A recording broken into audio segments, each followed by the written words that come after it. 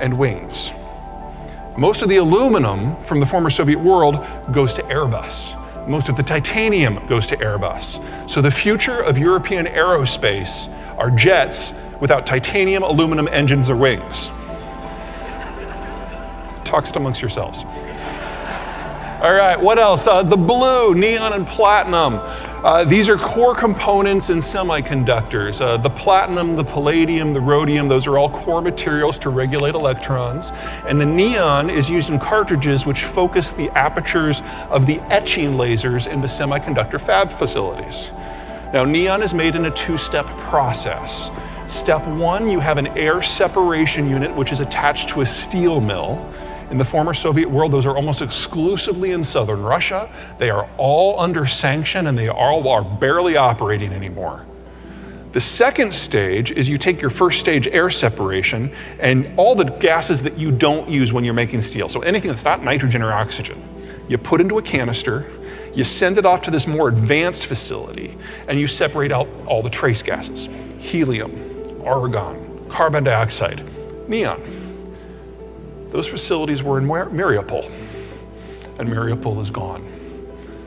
So we've lost now 70% of global neon, which means in about a year, we have to figure out what we don't need microchips for, because we won't be able to make as many. It's aerospace, automotive, agriculture, satellites, phones. We don't know. Oh, it gets better, because not everyone can make all microchips. We and the Taiwanese and the Japanese and the Koreans, we make the really high-end ones and the medium quality ones. But the bargain basement ones, the ones that are like in your smart pen or maybe your dryer so it like sings to you when it's done, those all come from China. Guess where the other 30% of global neon comes from? China.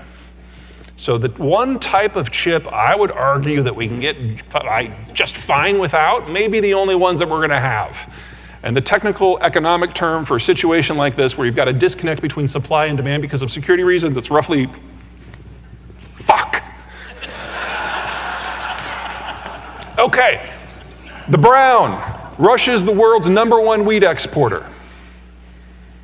It's invaded the world's 5th largest wheat exporter and is deliberately targeting every piece of physical infrastructure it can see, with an extra emphasis on agricultural infrastructure.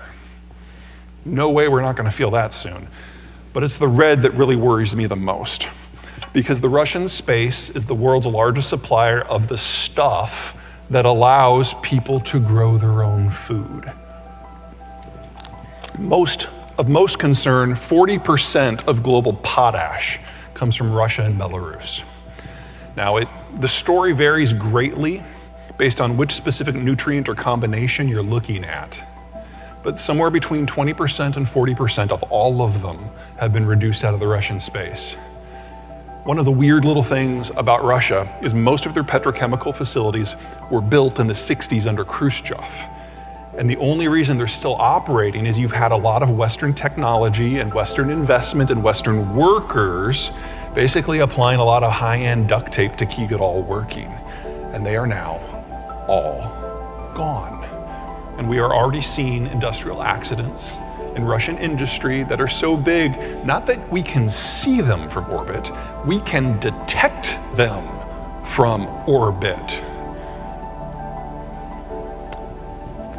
All right, what's next? What we're looking at here is a pipeline map. Specifically, we are looking at the green pipes.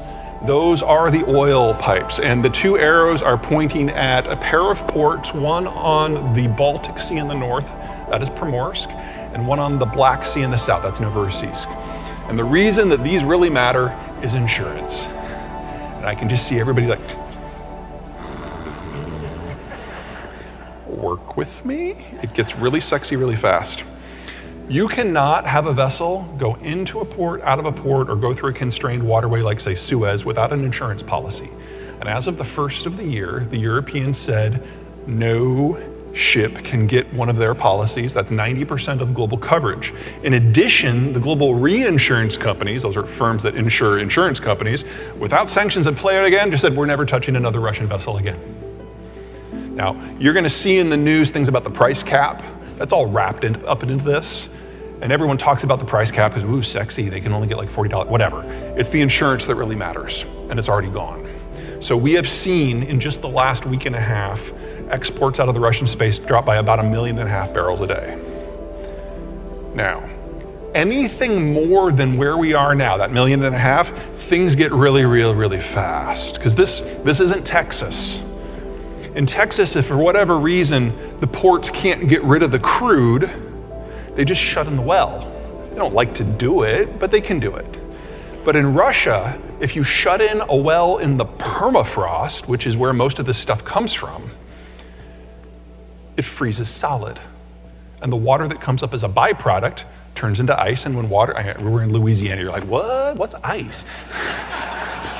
It's like, when water freezes into ice, it expands and it pops the pipe from the inside. Now, they've got about 1.5 million barrels a day that's further west that's not on the permafrost. That they can turn on and off. Any more than that, they're cutting into the permafrost wells. And the last time the permafrost wells went offline, it was 1989. The Soviet system collapsed and they lost the entire network. And it took them 30 years to repair the damage. It's not quite right. It took Western techs 30 years to repair the damage, and the Western techs are gone. So we can very easily see a scenario where 2 to 4 million barrels a day of Siberian crude goes offline and does not come back for decades. And energy is not a normal product.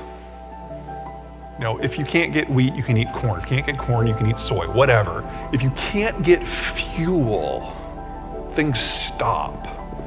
If you need a gallon of gas to get to work, but you can only get 9/10 of a gallon, not only will you pay whatever you have to do to get that last little bit, the price you pay for that determines the entire market. So just losing 2 million barrels a day of Siberian crude, you know, that's enough to jack energy prices up by $60, easily. And there's more where that came from. So remember, green's oil, right?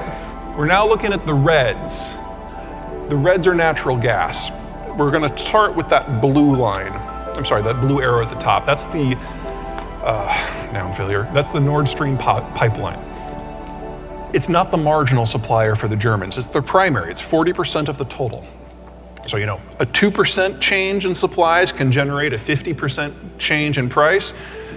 This is 40% of their total demand. And back in September, somebody blew it up. It's gone, it's not coming back. Can't be repaired because there's now water corroding it from the inside. It's been too long. Americans talk a good game when it comes to paranoia about energy security. We're like, oh my God, energy independence, we gotta get it. But we really don't care. We bring in energy from Canada or Mexico or Saudi Arabia, and if we don't think anyone is really watching all that closely, we'll happily take a bunch from Venezuela.